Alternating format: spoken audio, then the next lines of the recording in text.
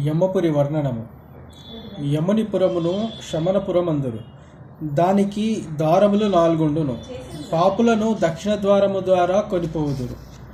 ఆ ద్వారరక్షకుడు దంభధ్వజుడను గంధర్వుడు. ఆయన వచ్చి జీవుల రాకడ విషయంను చిత్రగుప్త మంత్రితో చెప్పి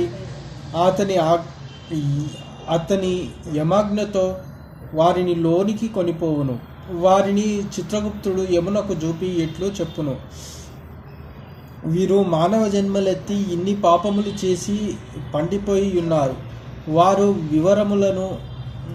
వివరములను యమధర్మరాజు అడుగును. ఇంతలో యమదూతలలో ఆ వివరములను ముఖ్యుడగు శవనుని చెప్పుమనను. ఈతడు బ్రహ్మపుత్రుడు. ఎవరు? శవనుడు బ్రహ్మపుత్రుడు, మహావిద్యావంతుడు. ఈతనికి సమస్త శక్తులు గలవు. జీవులు చేసినవన్నీ తూచా తప్పక చెప్పగలడు. ఆయనకు అశాంతి అని భార్య గలదు. అందరి పాపాలు లెక్క పెట్టడం వల్ల అశాంతి కలిగి ఉంటుంది. ఆమె భూలోకములో నుండి వచ్చిన స్త్రీ జీవుల సంబంధ కృత్యములను వివరించు శక్తిమంతురాలై ఉండును. వారిద్దరూ స్త్రీ పురుషుల కర్మలను యముని ముందు వివరించుచుందురు. వారు చిత్రగుప్తుని ప్రతిరూపములుగా సమస్త శరీరములలో నుండి యముని సన్నిధికి చేరునప్పుడు బయటకు వచ్చి యా విషములన్నీ విప్పి చెప్పుదురు. వారిని కాయస్థులు, కారణములని పేర్లు కలిగిన వారందరూ అది విని యముడు వారికి నిజరూపములతో కనిపించును.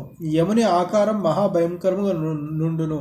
అతడు 3 యోజనములు పొడవుండును. చేతులు 32 ఉండును. వాడియు పొడవు గల ఏనుబోతు మీద ఎక్కి ఉండును. చేతిలో కాలదండమును ధరించి ఉండును. అతన్ని చూచినంతనే గుండెలు పగిలిపోవును. అట్టి భయంకర రూపుడగు యముడుండగా చిత్రగుప్తుడు యమదూతలు భయంకరముగా గర్జించుచుందురు. జీవుల భయంకర తర్జన భర్జనములు భరించలేక ఇంకేమీ చేయుదుమని మహా దుఃఖముతో చెప్పరాని బాధలను పడుచుందురు.